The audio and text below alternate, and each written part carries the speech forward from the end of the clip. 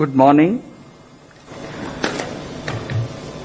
The Subject Expert Committee of Central Drug Standard Control Organization met on 1st and 2nd January 2021 and made recommendations in respect of proposal for restricted emergency approval of COVID-19 virus vaccine of Serum Institute of India and Messrs.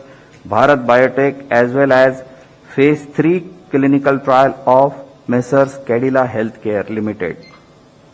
The Subject Expert Committee consists of domain knowledge experts from the field of pulmonology, immunology, microbiology, pharmacology, pediatrics, internal medicine, etc. Messrs. Serum Institute of India, Pune has presented a recombinant chimpanzee adenovirus vector Covishield encoding the SARS-CoV-2 spike S glycoprotein with technology transfer from AstraZeneca, Oxford University. The firm submitted safety, immunogenicity and efficacy data generated on 23,745 participants aged more than or equal to 18 years or older from overseas clinical studies. The overall vaccine efficacy was found to be 70.42%. Further, Messrs. Serum was granted permission to conduct Phase 2/Phase 3 clinical trial on 1,600 participants within the country. The firm also submitted the interim safety and immunogenicity data generated from this trial, and the data was found comparable with the data from overseas clinical studies. After detailed deliberations, Subject Expert Committee has recommended for the grant of permission for restricted use in emergency situation subject to certain regulatory conditions. The clinical trial ongoing within the country by the firm will continue. Messrs. Bharat Biotech has developed a whole virion inactivated coronavirus vaccine named Covaxin in collaboration with ICMR and National Institute of Virology, Pune, from where they received the virus seed strains. This vaccine is developed on ViroCell platform, which has well-established track record of safety and efficacy in the country and globally. The firm has generated safety and immunogenicity data in various animal species such as mice, rats, rabbits, Syrian hamster, and also conducted challenge studies on non-human primates, rhesus macaques, and hamsters. All this data has been shared by the firm with CDSCO. Phase 1 and Phase 2 clinical trials were conducted in approximately 800 subjects, and results have demonstrated that the vaccine is safe and provides a robust immune response. The Phase 3 efficacy trial was initiated in India in 25,800 volunteers, and till date, approximately 22,500 participants have been vaccinated across the country, and the vaccine has been found to be safe as per the data available till date. The Subject Expert Committee has reviewed the data on safety and immunogenicity of the vaccine and recommended for grant of permission for restricted use in emergency situation in public interest as an abundant precaution in clinical trial mode to have more options for vaccinations, especially in case of infection by mutant strain. The clinical trial ongoing within the country by the firm will continue. The Cadila Healthcare Limited has developed a novel coronavirus 2019 nCoV vaccine using DNA platform. The firm initiated Phase 1 phase 2 clinical trial in India in more than 1,000 participants, which is ongoing. The interim data suggest that the vaccine is safe and immunogenic with 3 doses when administered intradermally. Accordingly, firm has sought permission to conduct further phase 3 clinical trial in 26,000 Indian participants, which has been recommended by subject expert committee. Messrs Serum and Messrs Bharat Biotech vaccines have to be administered in 2 doses. All the 3 vaccines have to be stored at 2 to 8 degrees centigrade. After adequate examination, the CDSCO has decided to accept the recommendations of the expert committee, and accordingly, vaccines of Messrs Serum and Bharat Biotech are being approved for restricted use in emergency situation, and permission is being granted to Messrs Cadila Healthcare for conduct of phase 3 clinical trial in India. Thank you. Thank you very much, sir. Friends, please just listen. This statement is being circulated to you. It is also getting uploaded on the PIB website. So please use it. Thank you very much. Statement is over.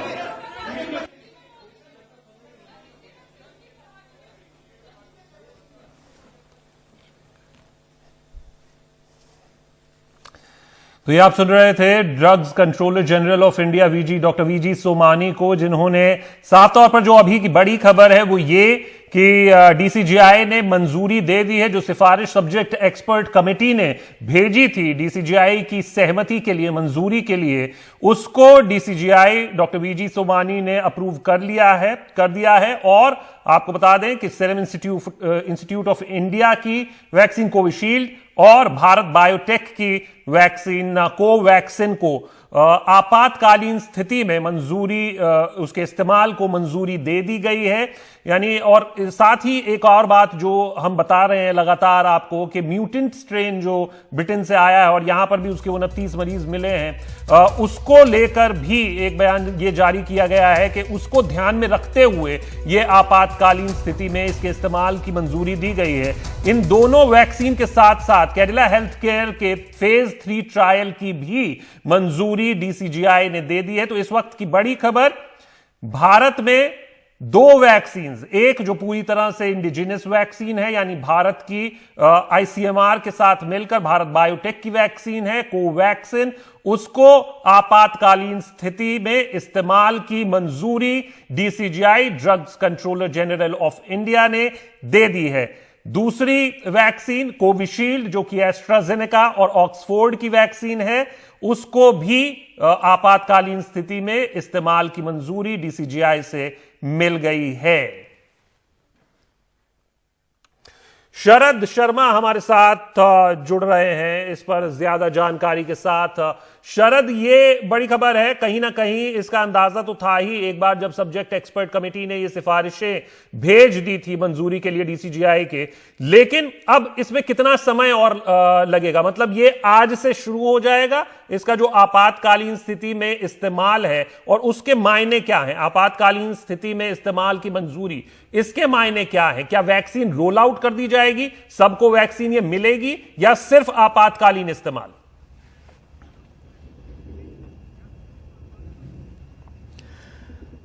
Shashank, देखिए, इसी खबर का इंतजार था सबको कि नए साल में 2020 जो है वो कोरोना का साल था, 2021 कोरोना के निवारण का साल है। आपने पूछा कि अब ये अप्रूव हो गई है, देश को 2 वैक्सीन मिल गई है। पहले तो ये देश के लिए बहुत बड़ी बात है कि अब वैक्सीन लगने का प्रोसेस शुरू होगा। अभी तक वैक्सीन आने का प्रोसेस चल रहा था। आपातकालीन इस्तेमाल का मतलब ये है शशांक कि ये वैक्सीन धड़ल्ले से आप यूं ही सबको नहीं लगा सकते, जैसे कि आमतौर पे वैक्सीन होती है कि जैसे बच्चों की वैक्सीन होती है, उसमें ये होता है जो भी बच्चा पैदा होगा उसको आप वैक्सीन लगा दीजिए। ये वैक्सीन उस तरह से नहीं लगाई जा सकती। ये रिस्ट्रिक्टेड यूज, इमरजेंसी यूज के साथ इसी कंडीशन लगाई गई है। इसका मतलब ये होता है कि जिन लोगों को आप ये मान रहे हैं कि इन लोगों पर खतरा ज्यादा है या ये एज ग्रुप जो है इसके ऊपर संकट ज्यादा मंडरा रहा है, या इस तरह के काम करने वाले लोग जो हैं उनके ऊपर कोरोना का खतरा ज्यादा है। जैसे कि हमारे हेल्थ केयर वर्कर हैं, वो तो 24 घंटे एक्सपोज होते ही हैं कोरोना वायरस से। हमारे जो फ्रंटलाइन वर्कर हैं, जो पुलिस में हैं, जो आर्मी है, पैरामिलिट्री है, जो सिक्योरिटी में लगी होती है, जो ओपनली एक्सपोज होती है इस वायरस से, ये और साथ ही जो हमारे उम्र दराज वर्ग के लोग हैं, 50 साल से ऊपर, 60 साल से ऊपर, जिनके ऊपर खतरा यह है कि अगर इनको संक्रमण हो जाए तो इनमें मौत की दर जो है वो बहुत ज्यादा है, तो इनको एक प्रायोरिटी ग्रुप माना गया है। तो रिस्ट्रिक्टेड इमरजेंसी यूज का मतलब यही होता है, आपातकालीन इस्तेमाल यही होता है कि हालात बहुत खराब हैं, ऐसे में प्रायोरिटी के आधार पर कुछ लोगों को सरकार जो है वो ये वैक्सीन लगा सकती है। तो इसका मतलब यह भी है कि अभी सरकार ने जो प्रायोरिटी ग्रुप तय किया है वो इसीलिए तय किया है कि ये सबको नहीं लगाई जानी है, केवल 30 करोड़ लोगों का प्लान है और 30 करोड़ लोगों के लिए फिलहाल भारत को 2 वैक्सीन मिल गई हैं, एक सीरम इंस्टीट्यूट की कोविशील्ड, दूसरा भारत बायोटेक की कोवैक्सीन, एक विदेशी वैक्सीन है जिसका इंडिया में ट्रायल किया गया और भारत बायोटेक हमारी अपनी स्वदेशी वैक्सीन है। बिल्कुल शरद, कहीं ना कहीं जब वैक्सीन अभी तैयार हुई है और उसको इतनी जल्दी इतने मात्रा में रोल आउट करना, उसको भी देखना होगा उसका किस तरीके से इस्तेमाल करना है, लेकिन इसका साफ मतलब ये है कि फिलहाल जैसा कि कल भी खबर आई कि जो 30 करोड़ जो लोग हैं जिन्हें मार्क आउट किया गया, वो चाहे एक्सपोज हो रहे हैं, चाहे फ्रंटलाइन वर्कर्स हैं, या जो प्रायोरिटाइज किए गए कि इनको वैक्सीन की जरूरत है, उनमें से 3 करोड़ को कहा गया कि ये वैक्सीन मुफ्त में लगाई जाएगी। बाकी के 27 करोड़ पर अभी फैसला होना बाकी है। इसमें यह भी एक वजह हो सकती है कि ये वैक्सीन इतनी मात्रा में कैसे उपलब्ध होगी। तो पहले 3 करोड़ को ये वैक्सीन लगे, उसके बाद आगे का फैसला किया जाएगा। कमर्शियली अभी ये अवेलेबल नहीं होगी, ये बात साफ है। हाँ, अभी कमर्शियली तो वैसे भी ये अवेलेबल नहीं हो पाएगी, क्योंकि पहली बात तो ये रिस्ट्रिक्टेड इमरजेंसी यूज के लिए है। तो पहले तो क्योंकि सरकार यहां पर बैठी हुई है, उसको अपने लोगों को लगवाना है, तो सबसे पहले सरकार ये वैक्सीन खरीदेगी और जो प्रायोरिटी ग्रुप है, जैसे कि हमने बताया, ये उनको लगवाया जाएगा। और एक और बात शशांक ये भी है कि अभी पहले बात चल रही थी कि सीरम इंस्टीट्यूट की वैक्सीन अप्रूव हो रही है, तो अगर सीरम इंस्टीट्यूट की वैक्सीन केवल अप्रूव होती तो और भारत को समस्या ये रहती कि सप्लाई नहीं हो पा रही, क्योंकि एक भारत इतना बड़ा देश है और उसमें से भी हमने अभी 30 करोड़ लोगों को ही चुना है। 135-138 करोड़ की हमारी आबादी है, 30 करोड़ को हमने चुना है, तो उनमें से भी अगर 30 करोड़ को हम लगवा रहे हैं तो भी हमारे पास उतनी सप्लाई अभी नहीं है। सीरम इंस्टीट्यूट ये जरूर कह रहा है कि 5 करोड़ वैक्सीन वो बना चुका है और उसमें से 50% वो भारत को देगा, क्योंकि उसका और भी कमिटमेंट है। इंडिया ने कोई डील नहीं करी थी किसी कंपनी के साथ में, तो इसीलिए दूसरी वैक्सीन जो है वो एक तरह का सपोर्ट जो है भारत को देगी। शुक्रिया शरद इस पूरी जानकारी के लिए। और इसमें एक अहम बात यह भी है कि जो कहा डीसीजीआई ने वो ये कि 2 से 8 डिग्री टेम्परेचर पे ये स्टोरेज और ट्रांसपोर्टेशन फिर इससे आसान हो जाती है इन तीनों वैक्सीन के लिए। 2 जिनको मंजूरी मिली, एक कैडिला हेल्थ केयर की जिसको फेज 3 ट्रायल की मंजूरी मिल गई। शुक्रिया शरद इस पूरी जानकारी के लिए।